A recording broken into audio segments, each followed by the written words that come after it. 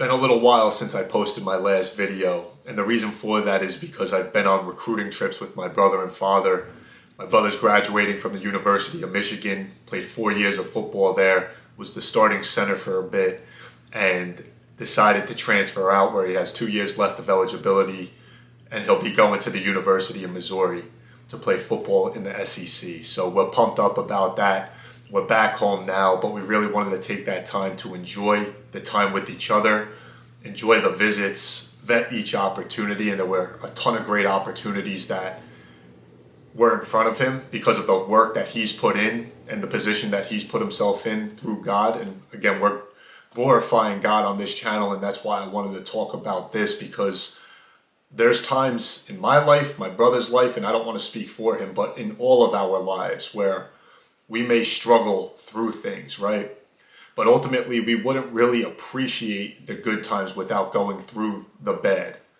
If you never endure through a storm or strain through the tough times, you never make it on the other side, right? And on that other side, it's full of opportunity, it's full of growth, right? You grow through the pain, and there's just good things to come.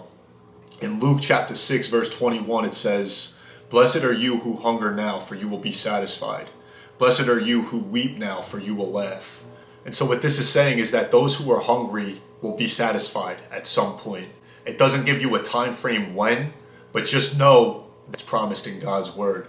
And for those who are weeping and those who are crying or going through tough times, you will soon laugh. And again, there's no time frame on that, right? But what it's saying is that eventually you will laugh. All of the tough times that you went through will pay off. And so a little analogy here of an example of what my brother went through, and not again that I want to speak for him, but I think it is a great analogy that ties back to this, right? From high school to college, he was an under-recruited guy. And not because he's my brother, but he was the hardest working person that I ever met. And he wasn't undersized, but he was highly under-recruited until Michigan stepped up. That was his only Power 5 offer, obviously a great academic school, competing to play each year at a very high level, obviously winning a national championship in 2023. So it was a great opportunity. He finished up at the Ross School of Business, but through that time in high school, there was a lot of uncertainty. There was a lot of back and forth, and mentally it takes a toll because you're competing with these other guys who are getting offers and getting all of the attention from all the big schools. And you start to question yourself, why aren't I seeing the results that I'd like to see? And again, there's no time frame here in this verse, but it guarantees you that it will come eventually, right?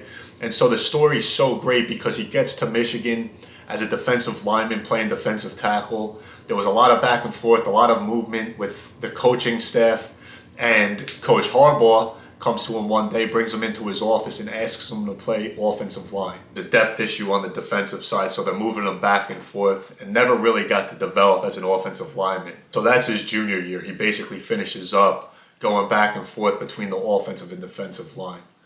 And so starting in spring, going into his senior year, he finally gets the chance to really develop himself as an offensive lineman. And he starts off as guard, goes into camp as a guard, gets slid into center, starts the season off great.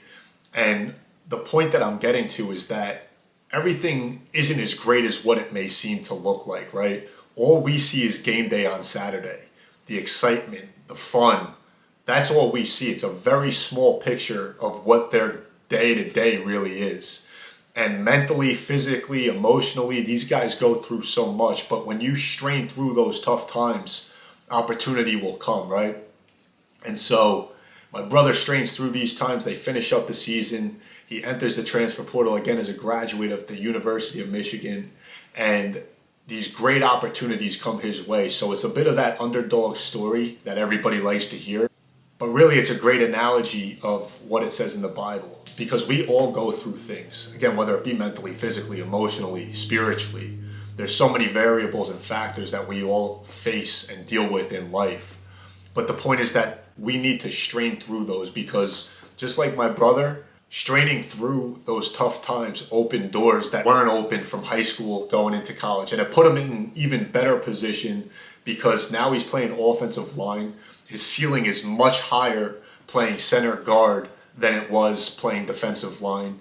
And so it just opened up the door for great opportunities. And through this, we want to glorify God. So again, we're going to be posting on this channel pretty consistently, talking about things that are relevant, tie back to sports, to school, to life after sports, career, professional growth, and then tying it back to what it says in the Bible, because there's an answer for everything in the Bible. Just remember that.